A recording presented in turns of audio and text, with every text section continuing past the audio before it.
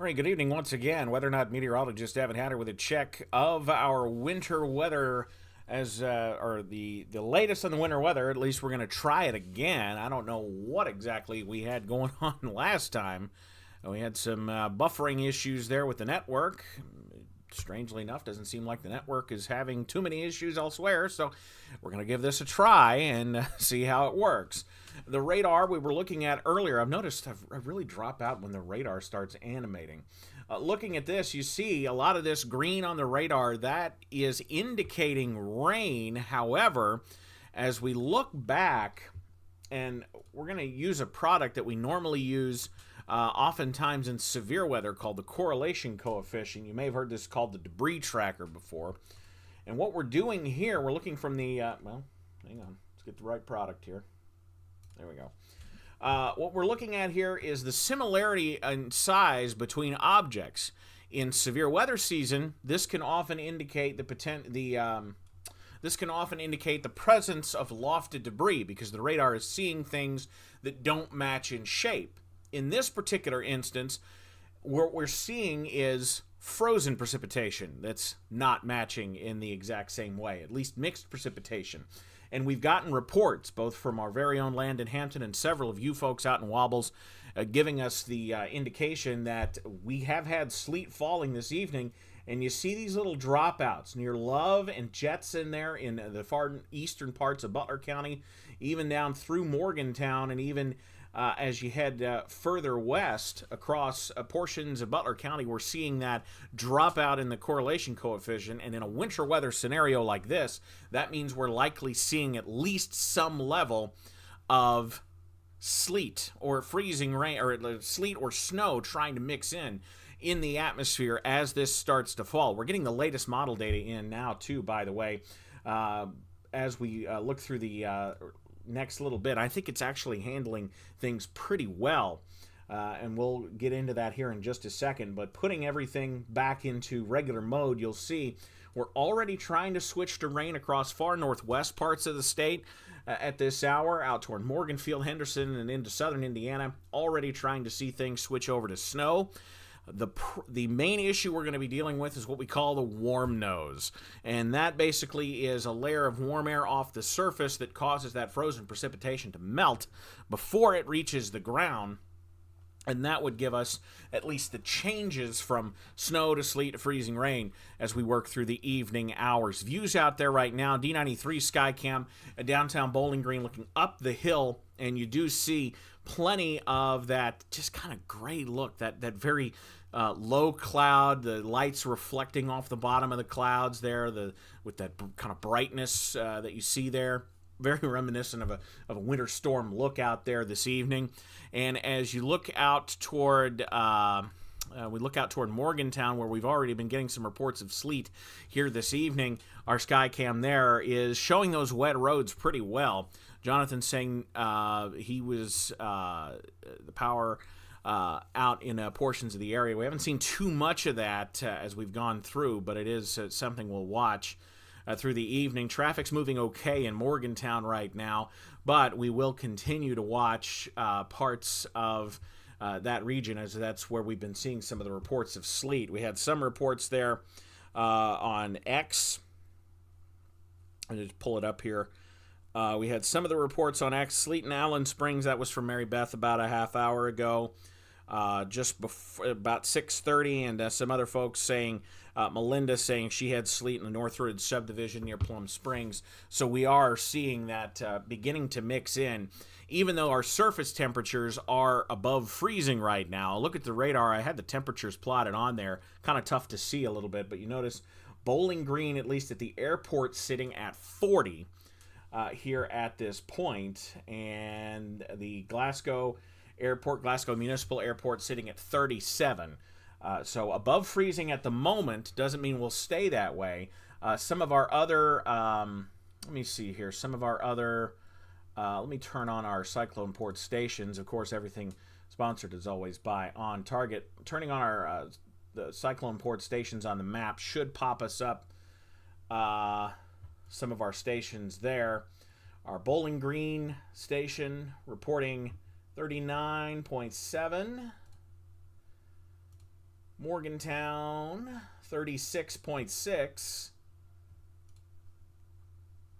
Our camera there at 39 at Gold City from our Sexton Bin Builders station. The WRUS camera, which earlier was showing some of that sleet still falling, or at least some rain still falling, some precipitation there at 41. And then our Barren River Lake view there showing 37. So we are starting to see that cooler, that colder air begin to mix in some of that not radiational cooling, some of that cooling as the precipitation falls through the column that we'll be dealing with through the nighttime hours. Temperatures out there right now showing in the mid to upper 30s in many locations. A lot of us still dealing with those temperatures in the 30s at this point. 39 at the WKU farm, 38 Ephraim White Park, 37 the popular number right now, Morgantown, the Warren-Barron County line down towards Scottsville and over toward Franklin, and 35 at this hour already in Russellville. And you notice much of the Commonwealth at this point is still above freezing. We're starting to get some of those readings near freezing out in far west Kentucky. There, I believe that's the Ballard County site, the Fulton County site, the Graves County site, and the Marshall and Callaway counties too, starting to see those temperatures down into the 30s. So locally into the lower 30s. The 39 here kind of representing almost a heat island here in with the Bowling Green sites. So it is something that is going to be kept under a watchful eye. I told you the high-resolution rapid refresh is updating now, and you'll notice it keeps us above freezing at the surface for a while. This is 3 o'clock into 4 o'clock, 5 o'clock. That's when it starts to drop those temperatures to freezing or below as we head into the morning hours. And that becomes critical when we're dealing with a winter weather situation, because we are dealing with the different precipitation types. It's all frozen way up in the sky.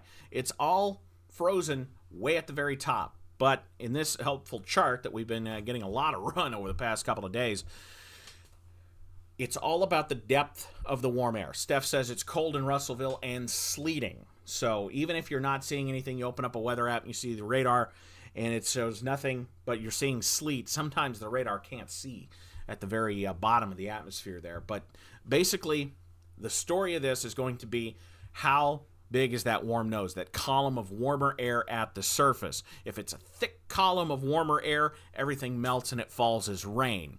If we start to see that warm nose get just a little skinnier in where we have that warmer air in the middle of the atmosphere, but it's freezing at the surface, that's when you get your freezing rain.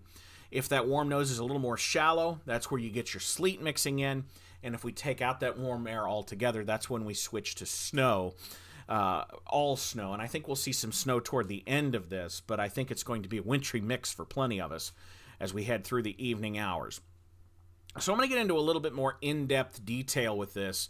I believe Landon went through some of this morning, what we call our atmospheric soundings, our model soundings. And basically what this is trying to do is take a snapshot of the atmosphere. This is the previous run of the high-resolution rapid refresh. I didn't pull the ones from here, but we're looking at the bottom of, I don't even think you see my cursor, but we're looking at the bottom of this chart here on the left.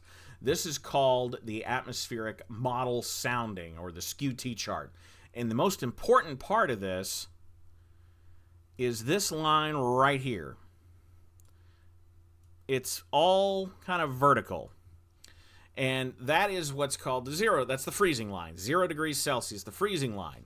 The two lines you see on the screen, the red line is the temperature. The green line is the dew point, or the amount of moisture in the air.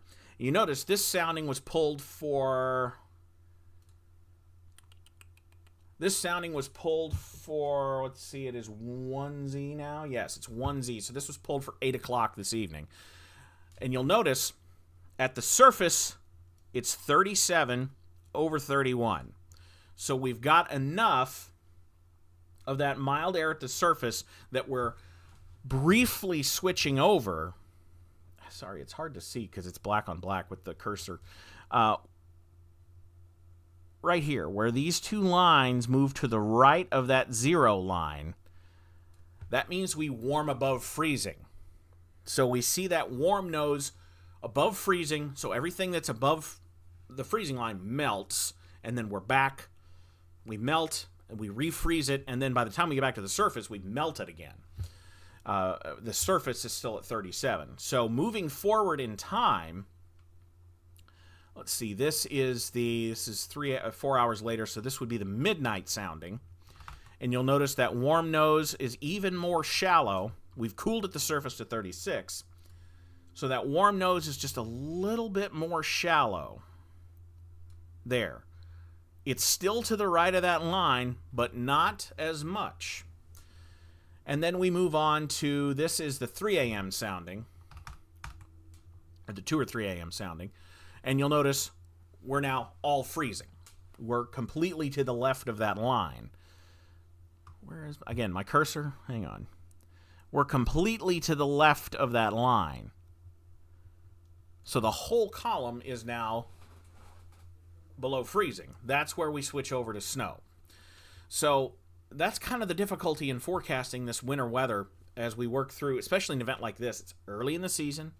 We still have some of that warm air hanging out at the surface, so it's something that needs to be, that we'll have eyes on through the evening and overnight hours as we go through. So thank you for indulging my my model watching there for just a second.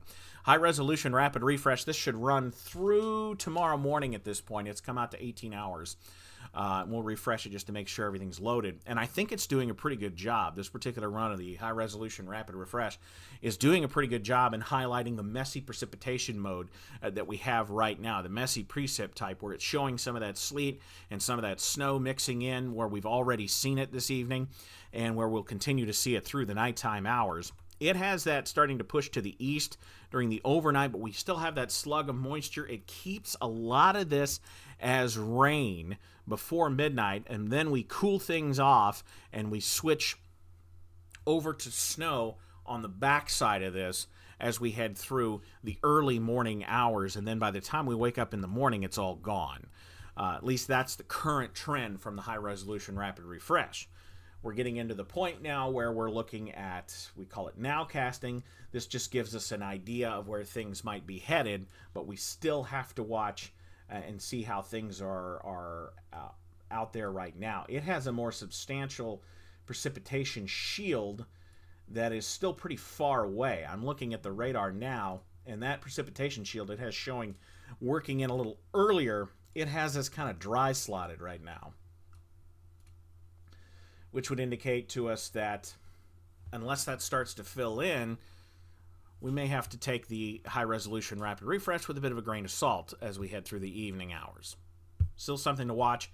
Your report's invaluable in this particular instance as we head through the evening hours. Winter weather advisory remains in place. Let me get the correct time on that. Let me see here. Just 1 second. I know it goes... we pushed it earlier here a little bit ago. Hang on. Don't have it in front of me. There we go. Should pop it up. Our winter weather advisory starts now at 8 o'clock, so we still have a little bit before it starts officially, but we're already getting into it. And that runs through 9 o'clock tomorrow morning. So we'll be dealing with this through the overnight hours and into the early morning hours. And I know a lot of folks focus on totals, and I get it. We all have that school kid within us that really is checking out the window every 5 minutes. Is it snow here yet? Is it enough to call off school? Well, I can't tell you that. But we can tell you that we have the potential to see up to 1 to 2 inches of snow as we head through the early morning hours. Everybody's got a shot at snow. I don't want anybody to think, oh, he said we're not getting snow. Everybody's got that shot. It's just the impacts will be different depending on which part of the region you're in and just how much precipitation you'll see. Snow amounts generally 1 to 2 inches across south central Kentucky with maybe a little bit of that freezing rain, just a hint of a glaze of ice. So it's not an ice storm or anything, but it is, like I said, something we'll watch. But we're going to have to pay attention not necessarily to the totals, but really to the impacts. And this is going to have big impacts on the morning commute tomorrow. Bridges, overpasses, any surfaces that are untreated.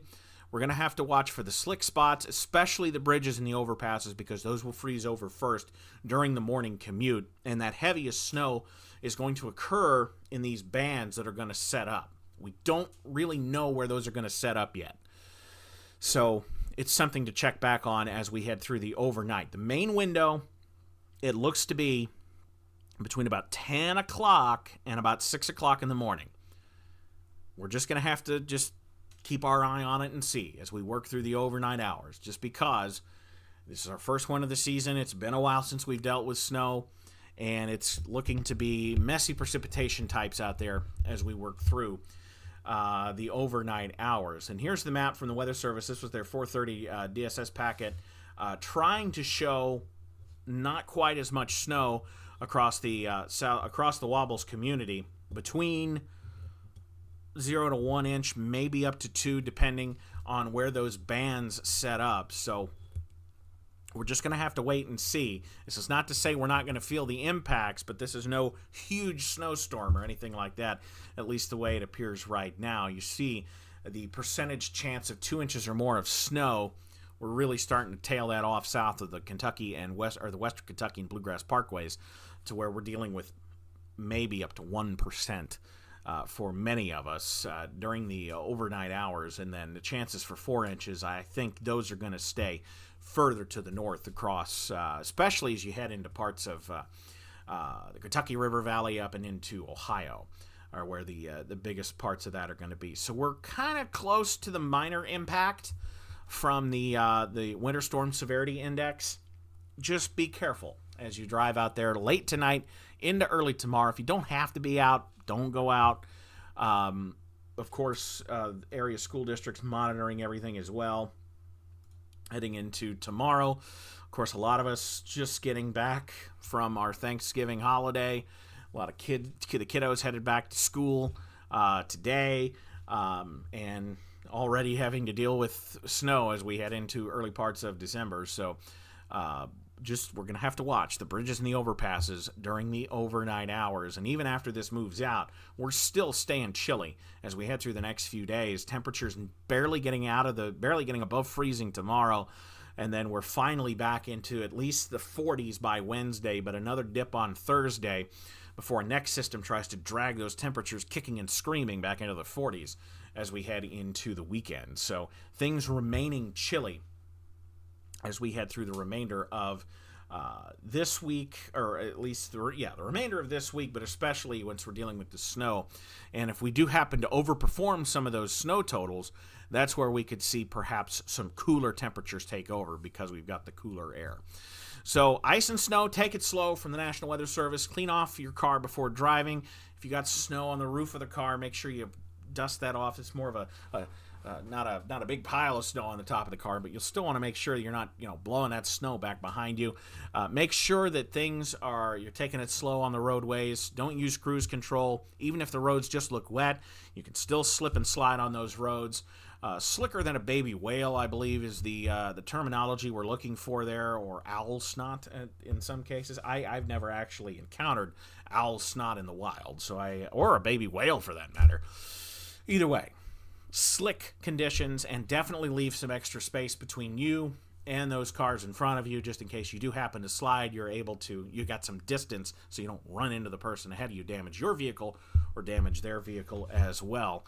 And as Landon is fond of saying this time of year, keep between the ditches as we head into the early parts of our Tuesday. So one more look at the radar. We'll hop off here, let you get back to your Monday evening. You'll notice, switching back to the radar again, a lot of us, even if you're saying, well, the radar says, it's not, nothing's falling in Bowling Green, nothing's falling in Russellville. Well, let me pull up the camera. Here's the Bowling Green camera, our D93 Skycam, and you'll see, we're still dealing with it. Let me switch cameras here.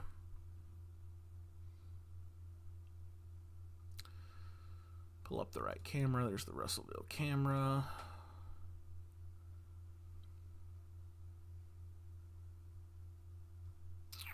Hang on. Can still see things falling there on the Russellville camera. I'm actually not sure if we're frozen. Not that kind of frozen, just regular frozen. Or what? If those are just streaks from the distance, because you'd think, oh, you'd see some motion there. I don't see any motion.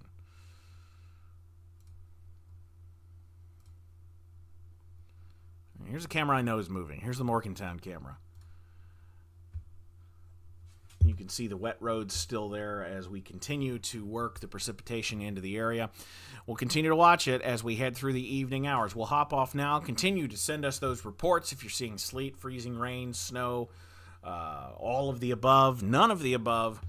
Send us that report there safely, either on Facebook, on our Instagram, on our Blue Sky, and on our X page as well, as we work through the evening hours. So we'll hop off for now. Any reason to hop back on, we will, but that's just your winter weather update here as we approach 7:30 on a Monday evening. Have a great evening out there, and of course, these updates are always brought to you by On Target. We may not see it until tomorrow morning, but if we start to see some more winter weather activity, we may hop back on if need be. But for now, I'm meteorologist Evan Hatter with Weather Not Bowling Green. Have a great evening out there, everybody.